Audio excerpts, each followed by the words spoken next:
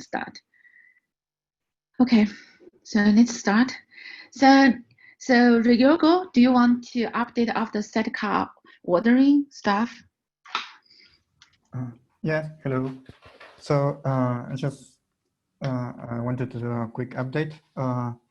I'm looking, as we talked in past SIG notes, and alternatives or suggestions into the design callouts to open the PR with hopefully a suggestion and alternatives for all the work cases.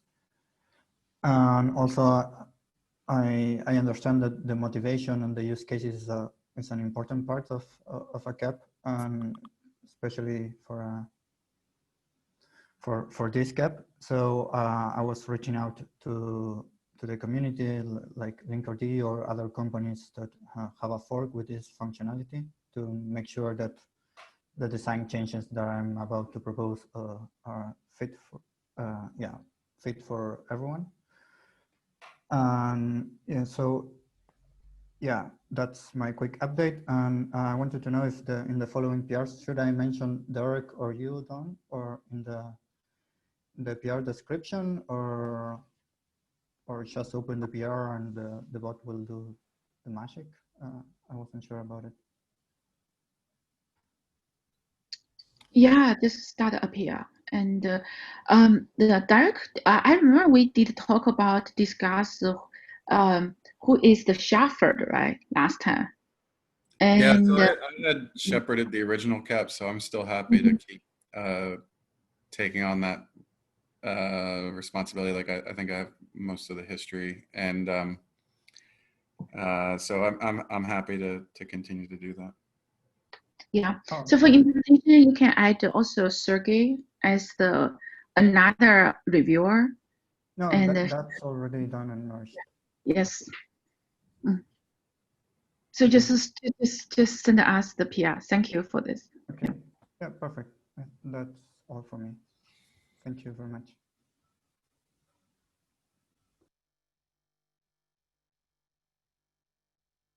Sorry, I mute myself. So let's move to next topic. Thanks, Ryogo, for the updates. And let's move to the VPA, the vertical part, the auto scaling. Willie, do you want the update? What we discuss and what's the current discuss status?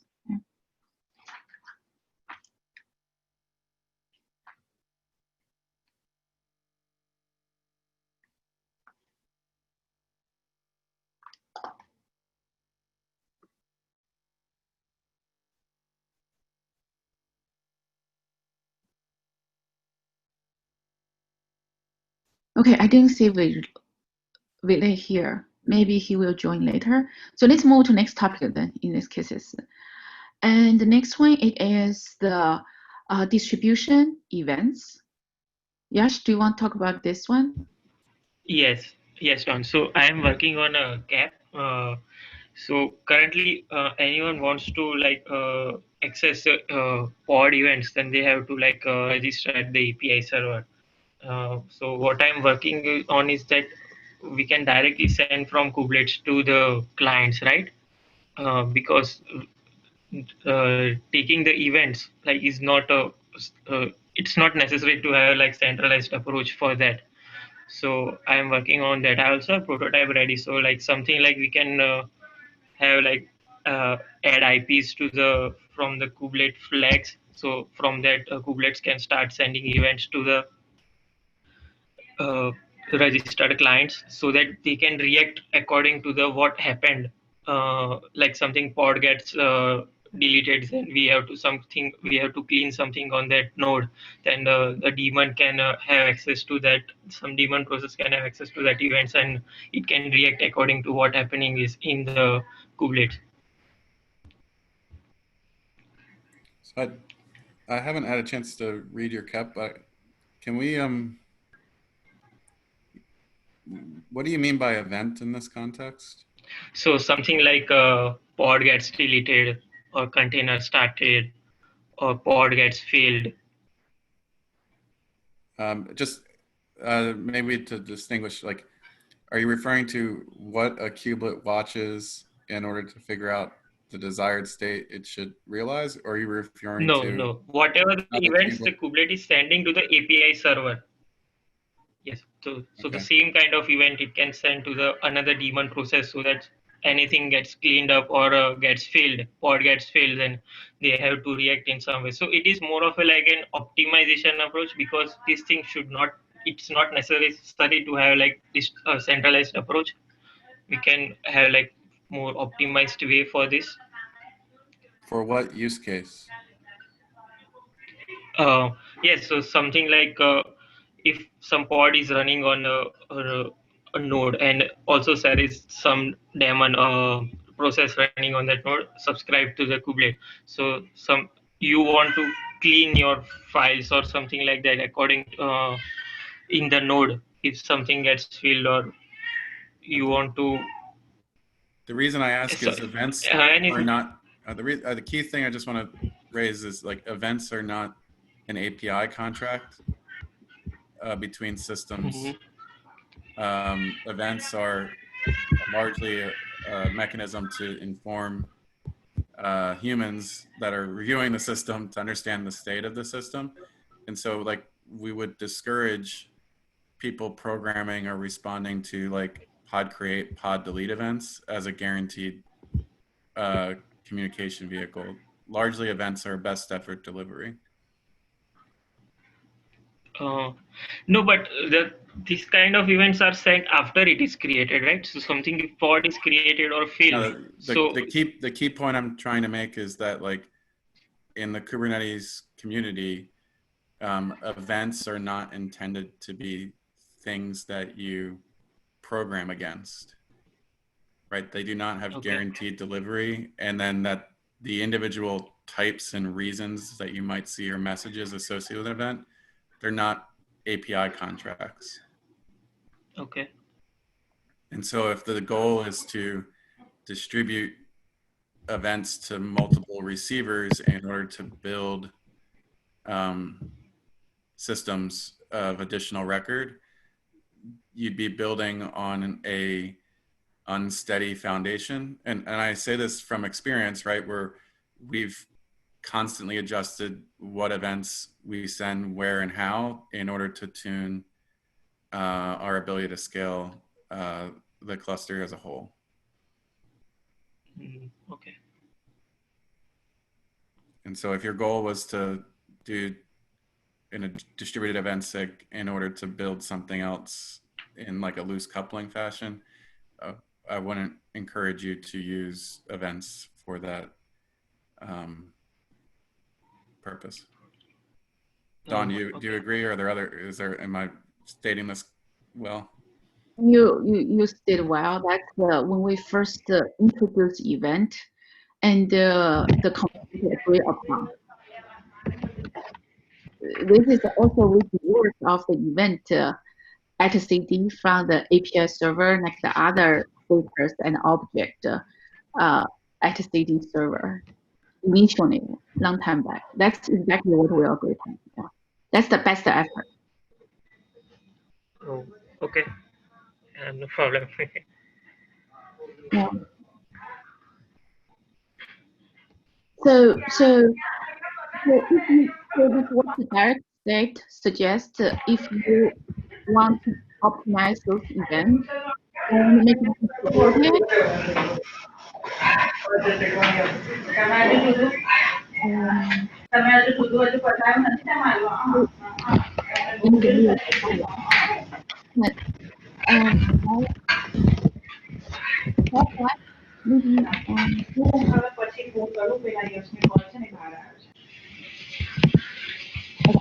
so Yashi actually heard the noise from Sorry?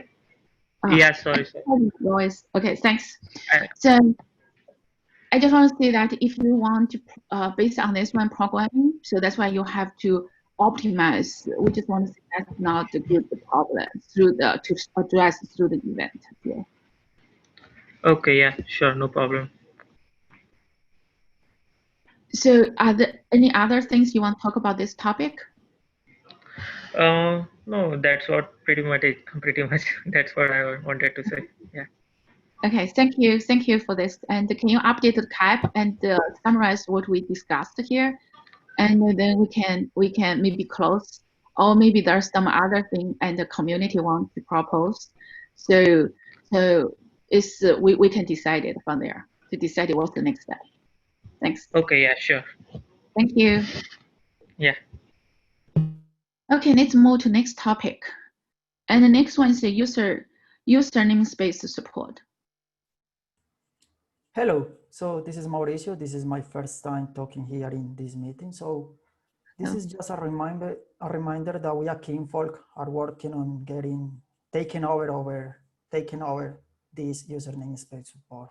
So basically what I want to say here is that we are starting to write the cap. So we are starting with the first session about the motivation, about the summary, mainly based on the old work, on the old engagement proposal that was there.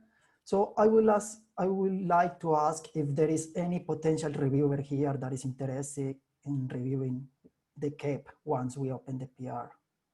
You can add me as one of the reviewers. This is Mrinal from Red Hat. I was one of the authors of the original.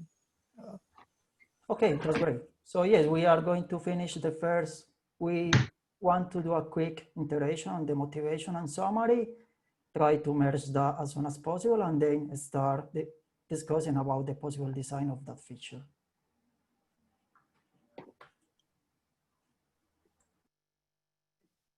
Cool. So any other thing you want to talk about here for the user namespace? Okay. That's fine. Thank you. Welcome to the community.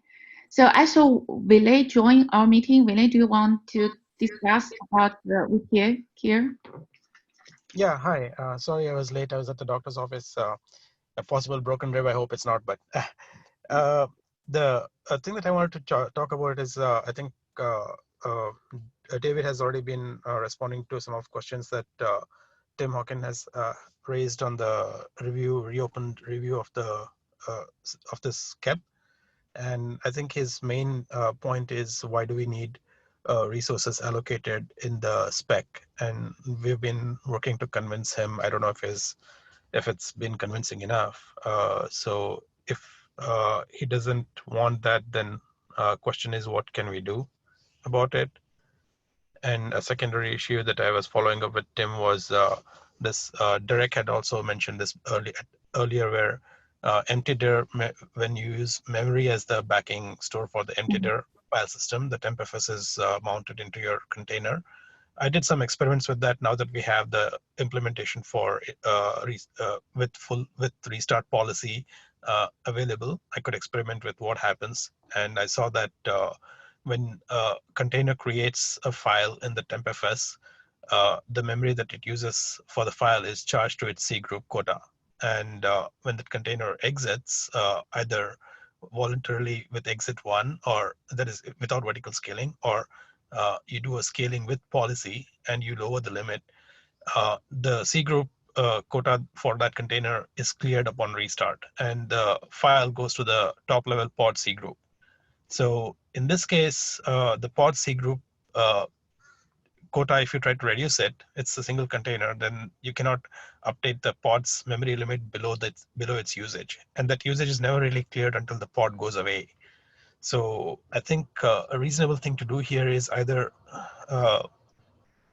say that you cannot use restart policy you cannot use restart as a policy with emptydir equals memory.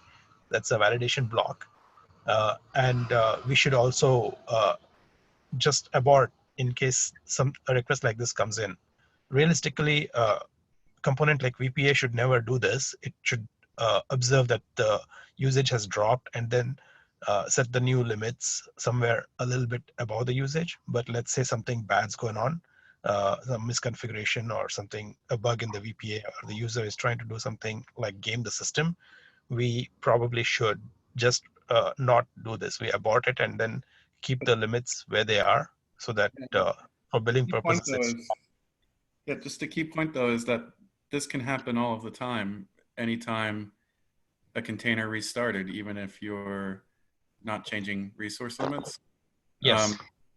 Exactly. So it's extremely common that the pod C group is holding the memory charge, because majority of pods in the world have their restart policy as always, and they crash like all bad software written by humans. Yes, that is true. And this is not, but vertical scaling does introduce an angle where they can intentionally lower. Today, what happens in the case, let's say there's no vertical scaling, and I try to write a program that, like games the system. I'm going to come up and then, create a file and then exit one, and then let Kubernetes restart me with my restart on fail policy. And then I have a clean slate. But then if I try to write more than what my pod C group level has, let's say I have 1 gig and I went down to like 50 MB, or this is without vertical scaling. Let's say I create a 900 MB file and then exit, I come back out. I effectively still have, I don't have 1 gig available. I have 100 MB available. That's what it is, because we are not changing the pod C group. So you are going to hit the wall. If it's not your container, you're going to hit the wall that pod C group imposes on you. And if there are 2 containers, they're only stealing from each other.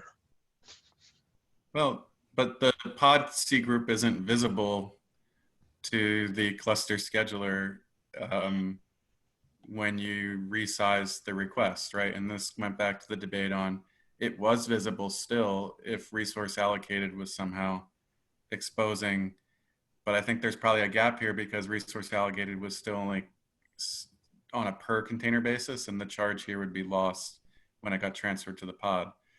But then even if we don't do resource allocated, we'd still have a gap here, because with kubelet checkpointing, we would have to still represent the charge to the pod.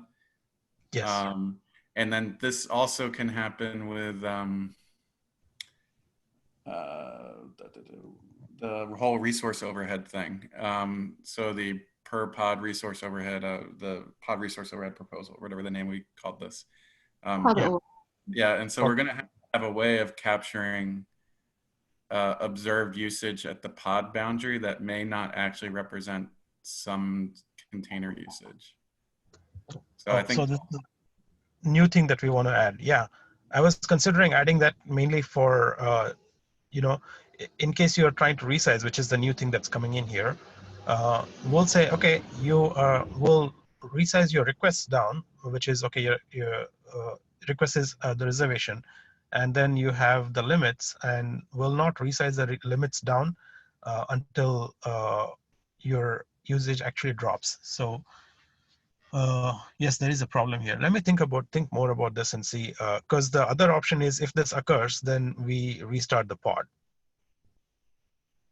Like if we error out if we see that the user is requesting memory limit lower than usage, then we treat it as a critical failure, and then we restart the pod in place. Do you clear the empty dir? Well, restarting the pod should do it, right? Because Why would that do it? I'll have to check, but the empty dir exists for the lifecycle of the pod. What I am not sure about is, if we restarted the pod, does that create a new lifecycle for the pod? I'll check on it. So in that cases, so that's why what you suggest, you want to using not restart. Is if you are using the type of FS, using the empty dir cases, and the policy is have to be policy. It is, so that's why you earlier proposed, but that your recess policy actually is only applied to the container itself, so it's not the pod. So why don't we just not change that policy? Because basically you are limited, you are constrained by the pod limit. Yes. So, but okay, so but if it's the burstable, so then that's the problem. So you basically blind behind the scene. You are, this container actually steals some of the resources, and yeah. And the worst part, this is back to like the original, I keep mentioning that I think our scheduler don't have the usage, like no estimation. So it's not usage aware of the scheduling. So those kind of problem cannot be spot even. So we have to prevent in Kubernetes case. Okay.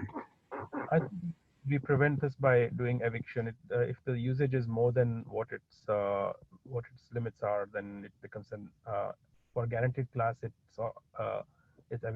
boom killed, and for burstable, I think it's a candidate that it's pretty high up on the eviction list. Is that correct? Yes, actually in the burstable. So yeah, exactly. So I yeah, think but that this is one thing. So because it could be potential of the priority inversion, right? So burstable, and also so the behind the scene that kind of like but it's still responded by the pod limit. So even it's burstable. So best effort or whatever. I guess if it's okay, it seems like there's still more nuance that we need to resolve on this problem, which is why it's the fun problem to raise for the whole life of this discussion. But for the second problem on the what to do if we don't do resource allocated, like the fallback would be we need to do checkpointing. And so I'm wondering if we want to, if we need to enrich a potential checkpointing design and say, okay, well, if we don't do resource allocated, this is the new thing the qubit will do instead, and start to get more eyes on that problem. Sure. Okay, I'll start thinking about how a good approach for that is. I know that you'd mentioned another potential of creating a new object in the store that's backed by API server. That could be one way of doing it, like sort of keep your own track object. I think it's too heavy. There was checkpointing in the kubelet that just got recently removed, where we used to checkpoint mirror pods. Right. But there is some checkpointing logic all throughout, and CPU manager uses it and that type of thing. So just understanding, like, if we had to do a resource consumption checkpoint, like all I would suggest is, like, you could look at what CPU manager is doing today for what it chooses to checkpoint, and maybe use that to help, I don't know, provide another option if we can't reach agreement on resource allocated. Yeah, at the minimal, I think we can do that. I'll look into that and understand how that works. I'm also increasingly leaning towards Don's point about, get a way to have usage reflected in the status or something that's starting to make more and more sense to give the real picture of what's going on. This information should be available through other, like, metrics, the stats that Prometheus or the metrics API gives out, and the consumer for this is essentially your VPA. It should be getting this information already, but I'm wondering if it's helpful to be reflected in the pod status so that scheduler can make more intelligent decisions, as well as Don mentioned. It doesn't have to be part of this cap. I don't want to overcomplicate it, but it's something we want to think about having there. Okay, for now, I think let's see if Tim. I kind of like the resources allocated in the spec for multiple reasons, and I think all of us on SIG Node mostly agree with that. I hope. Really, I'm still in that meeting I discussed with Tim Hawking and Derek. I kind of been convinced the one part the Tim Hawking raised, but after that meeting, I put more thoughts on that one. I'm still tuning. I'm still tuning either way, but I obviously don't like the name, like a field name, like the called resource allocated. Sounds like the status, obviously. If we like more like the resource to allocate, maybe it's like more like the desired state. But anyway, I think that in that meeting we kind of agree about the checkpoint. Next, looking at more research. I personally want to look into more on the resource to allocate. And because I kind of in that meeting agree like to checkpoint, but after the meeting I think about there's the reason we want in the spec, right? So I want to refresh my memory more because initially our decision, and then put effort on that one. And can you continue research on the checkpoint and look at what's the potential problem, what kind of things, other things, so we could parallel to do this kind of things. Yeah, so it's like having an inspect, like having quota read status is just as bad to me as putting this in pod spec. Like both feel unnatural. Yeah. And so like that is that it's definitely true. And it's like which code base do you spend more time looking at that you'd be like makes you get I guess what did Tim say, gives you a bad odor or a bad sniff test or something. But like either way, I do actually like the idea that Don raised there as a resource to allocate. It does sound appropriately representative of desired state, but I'm also very sympathetic that you might be sitting in your car right now with a broken rib. And so I'm happy to pick this up afterwards. Well, the doctor just said that let's not do X-ray. It doesn't look as bad. It could be, but you know, if it is, then the treatment would be the same. Give it a lot of rest. Don't go crazy running up mailbox speak or something like that. So I'm just gonna have to sit and drink beer for the next couple of weeks, I guess. I'm sorry for that. No, it's all right. It's not as bad. It's manageable. Stupid thing I did in the bike park yesterday. That's okay. So yeah, okay. For my actions are, I'll take a look at how checkpointing is done on the CPU manager side, and this one maybe we'll look at resource to allocate, some naming that better describes the eventually minimum resources and then desired ideal resources that David had mentioned as potential. You know, this is the minimum I need to start with. The reason I like it in the spec is scheduler just looks at this, and this is the point I've made with Tim as well. With the other case, if it's in status, then you have to do like max of desired versus what's actual, which can lead to periods where scheduler is not able to schedule, so it reduces the throughput. So there are some real performance implications of doing that. Whereas in this case, there is no ifs or buts. Resources allocate. Kubernetes says this is what it is. This is what it is. I'm going to use this for node accounting. Yeah, one of the arguments Jim brought up that time when we discussed, I think too much. But then I realized actually that's because one of the arguments really convinced me in the time. He said spec is came from the user, and it's not changeable. Right. Right, but actually in this situation, no matter VPA use cases, actually there's some field in the spec is anyway is have to change. It's by nature of this feature. So, but that time did convince me. I didn't really think about our feature. I'm just kind of thinking about all the features we introduced, which is so true. That's the system defaulting, never changing. Like the people come up to know the name in that discussing, and but then I realized after the meeting, actually that's not true, because the whole VPA introduced field, no matter what, is updatable. The whole point it is to make this resource. So Derek come up another example, which is the container engine. But our feature introduced resource and the desired resource request, which is we just want to make a container. The request and the limit is mutable. This is nature. So that argument, I think that's wrong. There's an argument without distinction, which because like you can change image name, you can change active deadline seconds. The whole goal here, as you say, is to change resources. So yes. But I do think about that time because we are called that is resource allocated. It sounds really to me also it's like a status. So I have to try my best to refresh my memory because I've been involved in this project like 3 years ago. And then 2 years ago, I've been roughly only talk about at the SIG Node.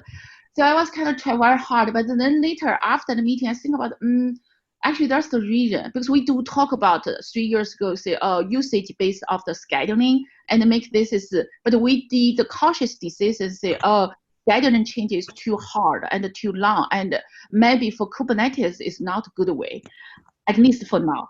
So then we come up all those kind of the resource allocated and all those kind of things we back and forth. So I will look at this personally and thinking about more and chew more, and also same thing for the temp FS. Yeah. I think in that PR that Tim has raised to the CAP, where he's asking a bunch of questions, I responded to this one. I brought up the link to an older version of the CAP where we had resources allocated in the status. So maybe that will refresh your memory, because we looked at that, and then at that time we realized, oh, status can be lost, and in that case, scheduler cannot recover its cache. Kubernetes cannot recreate the state before it if both of them were to restart, and then we have a major problem here. And then we discussed whether we wanted to move this to, one option was to move this to the spec, and really we should have changed the name when we moved to the spec. And then the other option was local node checkpointing, which I believe you had run into a lot of problems in the Borg project, and you did not want to do that unless it was the last resort. So that's my rough history timeline about this, but please take a look at that response with that particular conversation. I'll send an email once I get home. I'll post a link to that particular thread to the status to our SIG Node meeting notes, so that you can have it. Okay. That's wonderful. Thanks, Vinay. And sorry, SIG Node keep. This is a complicated project.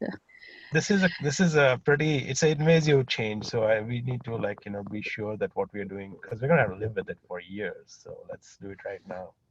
Let's do it right this time, so that we don't have regret. Okay. Yeah. Thank you. Thank you, Willie, and thank you, Derek, too. On this one. Yeah, I'll do some more work on that empty-dir and see concrete. By next week, I'll see what concrete options we can potentially review, and if I have more data, I'll share that in a slide or something. Sure. Thanks. Thank you. Bye. Any more questions related to this? And any more questions? Ask for Willie.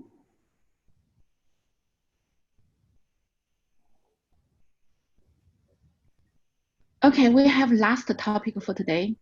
And last topic, actually, I also have this question. Resource management, the work group discussing, are we going to, I noticed that it's disappeared since last week. Of course, last week is a holiday, so. It's more than that. It's longer. Yeah. We have a problem what we already for a couple of weeks we have a topics, but like either you, Don, or Derek are not available, and we don't have invites. We don't have anyone to chair a meeting. Okay, so can we change the time? Otherwise I can help and run the meeting, but just 6 o'clock in the morning, that's too much for me, and the whole day I cannot work. So if we change next 8 o'clock, then I can get up earlier, but it's reasonable time. Then I can run the meeting. I also definitely want to join the resource management work group, but 6 o'clock is just too much. I guess again, so I know Victor had a family challenge and the invite. I don't know if Victor's here at the moment, but to the earlier point on the idea wasn't necessarily to keep it going in perpetuity, right? So I don't want to fall back into that. So if there were items that we were not having sufficient time to discuss now in this SIG call, we have an example now, we could just spend 20 minutes discussing these topics. The issue we had is that we had too many topics at once to work our way through. So we can follow up with Victor. I don't know if Kevin's on here, but I'm personally inclined to bring discussion back into this call unless we think there's an overwhelming amount of discussion ahead of us. I think with the amount of topics what we have, it's about for maybe 2 hours, 3 hours altogether. we potentially have in pipeline? But I just want to comment this one, what Derek just said. I totally agree. And we used to have the resource management work group weekly meeting and really exhausted. And sometimes we even run off the topic and basically just become those discussing become backshedding and instead without to make any decision. So thanks Derek this time and make cautious decision to make the review. Like not like a 4-hour scheduled meeting and instead say, oh, pause and review status. Can we bring the topic back to the signal? So then we could make progress, make decision, and achieve of the consensus. But I also heard like Alexandra mention that there are certain things we just don't have enough time and one time because resume those discussing sounds like it is also overhead is pretty high. So can we allocate the like one-time thing, like the 3 hour, and achieve some agreement, and then move forward, and then come back to regular signal? How people think here? From my point of view, like one slot for 3 hours long might not work. So I'm thinking more in the sessions like what first we discuss, when people come back, learn a bit what we just discussed, right, rethinking, and then maybe like one or more or two more sessions to actually to reach a consensus. Okay, so the topics on the potential list to discuss right now are memory management alignment. I believe Swati has a proposal on topology aware scheduling. Are those that we could either, if they're longer topics, we'll hold another round of discussion and we'll get the invite updated, and I'll try to follow up with Victor. But are those the 3 hours of discussion you're looking to discuss, Alex? I think topology-aware scheduling is definitely going to be one of those, and it might be recurrent. So we haven't been putting them in the SIG Node consciously because we had the resource management working group. So it was just a bit of confusion for us as well. Yeah, so I'm going to keep updating the language. It's not a working group because that is a different governance term. So it was largely just a second SIG Node meeting where we didn't have the time. So I'm very cautious on that because we had the working group before and it was successful, but like it also reached a point where it was appropriate to expire. So I'm happy to also, we could discuss topology aware scheduling ideas in this forum and then do a deeper dive afterwards. It's up to the group here on how we want to like intro the topic and then talk through it. But what I'm hearing is we have potentially 3 topics that we want to have a richer set of time to discuss than maybe what we have in this hour. And so if that's the case, we could queue up another meeting, but yeah, I still think what we need to have is breakout meetings, because like web memory manager discussion is not only about the memory. It's about like what we are doing in near future for CPU and memory management and overall, like something what we are going to live next 3, 4, 5 years. Same thing with Swati's project. So like there are certain technical issues about how the resources are discovered. So I also expect that it will be like some time to actually discuss the best options to discover them. The reason I'm biased to still doing as much as we can in this forum is the previous discussion we just discussed, like vertical pod auto sizing, is directly related to the same topical area, right? And so, like in my view, Vinay is a new expert in this domain. That like his presence here in this call is like equally as valid when discussing how to do some of these topics. You know, so doing as much as we can here is ideal. And so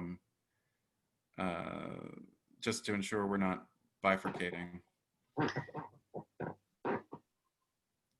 Right, we run into a lot of discussions when we talk about certain things where it's like, okay, well, what does this happen when we do the VPA? And oftentimes I feel like a few of us are acting as the bridge for like different meetings that where we can have it, let's have it here. And if we run out of time after the idea is first presented, maybe we then meet again separately in a deep dive. But like consistent, at least with what we discussed previously, I can see there's topics on the agenda that we could discuss in the resource management forum. We can talk through those, and I'll follow up with Victor on getting something scheduled ideally this week, because I know for myself I'll be out next week.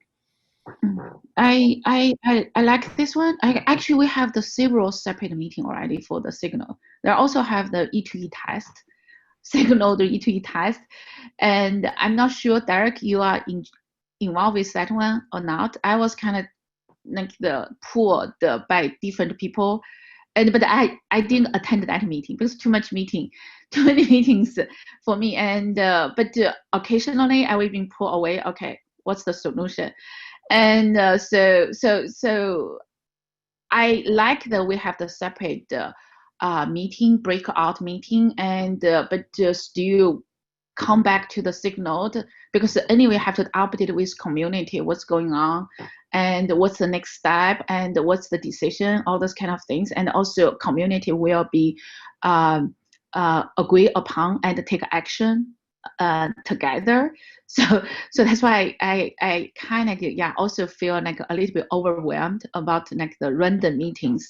But we at the same time we totally encourage follow up deep dive meetings separately, so then we can have the velocity.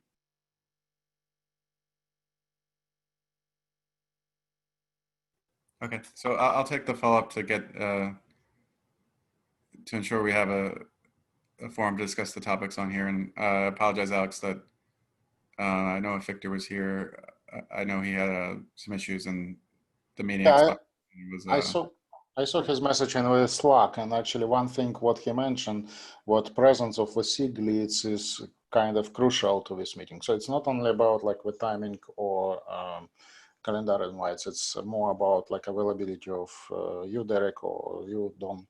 Yeah. So I definitely been attending them, right? So I agree it's important. So yeah, I'll follow up on what we just discussed. I'll at least get another meeting scheduled, and we can continue as followed. And full disclosure, like the reason the meeting fell off was due to some personal issues.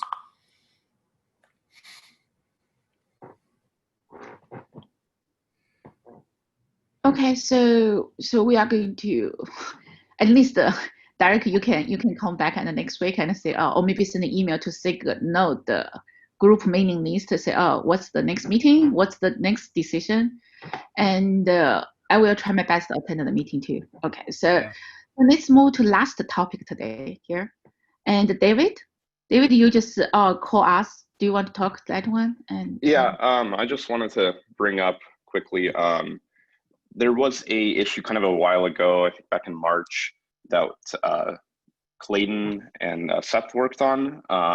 Basically, there was an issue where the kubelet could report pods that actually exited like with a failure exit code as succeeded to the API server. This was a problem because like for some controllers that depend on the container status, like for example, jobs could be marked succeeded even if the pods actually failed. So that's kind of the issue. And it was fixed in 1.18. I was wondering, since it sounds kind of like a big issue, I've seen some customers hit this issue. I was wondering if anyone had some thoughts on cherry picking this to 1.17. I'm not sure if SIG Node has some like more official cherry pick policy other than like the official Kubernetes one, but I just linked this PR and wanted to kind of get some thoughts if this is something critical enough to cherry pick to an older release.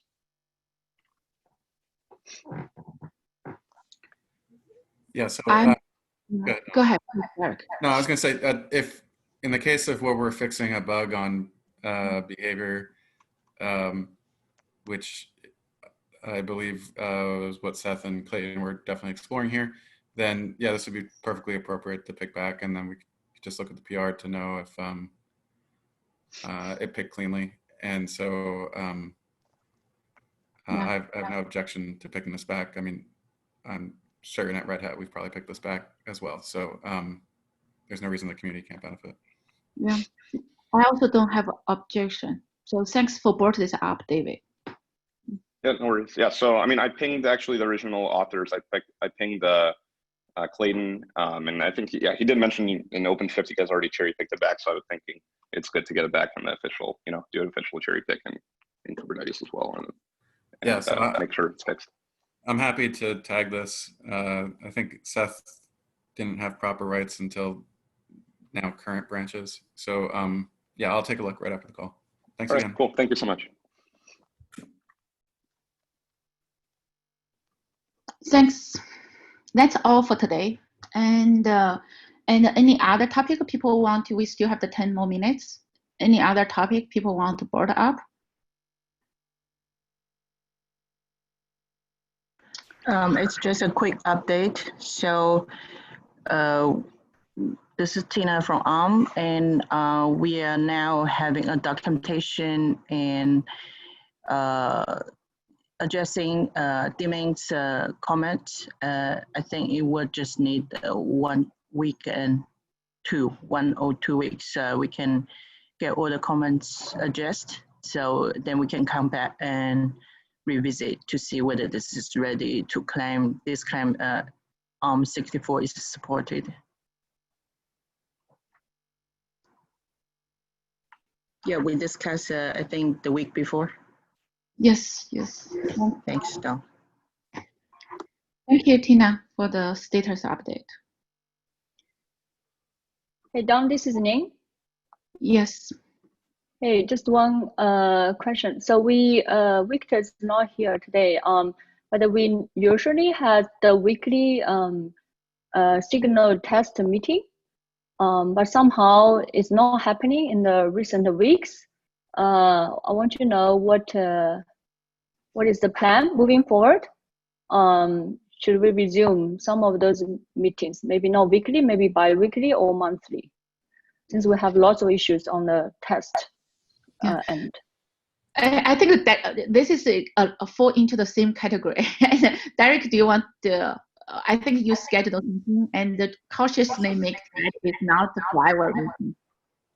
Yes, Victor and Jay Pipes, I believe, were kind enough to have kickstarted this effort when we first discussed, if my memory serves. I don't know if Jay is on the call. I suspect that the challenge we had was related to the same issue we were having with our other discussion, which was Victor, who had on the calendar invite, had not been able to work for a couple weeks. So I would still like to see this work go on, and in my own private discussion with Victor, I encourage him to continue to shepherd this work. So I will follow up, but just know that it probably was an error due to the reality of life and stuff that happens for why the invite either expired or the meeting wasn't held. Derek, do you think about it helpful? We can put other people help Victor, not just Victor. I thought that Jay might have been helping, and so I will follow up, but I thought Victor probably ran the calendar invite. And so I think since Jay Pipes isn't on today's call and Victor isn't here as well, we're kind of short on some information, but I think I know I was talking to Victor earlier in the week, and so hopefully I can get back to him. Yeah. So if you couldn't, I can find people from Google to help and continue the progress. So yeah, I definitely liked how things were proceeding, and I thought we should continue it. And I think there's no reason to believe that, at least I can't speak for Victor here, but my communication with Victor was that he was still interested in continuing to shepherd it. So sure. I'll follow up. Okay, thank you. Yeah, thank you, Derek. Thank as you. long as we have a plan, yeah. Yes. So that's all for today, everyone, and thank you for attending today's meeting. And have a great day today, everyone, and see you next week. Bye-bye. Bye. Bye. Thank you all.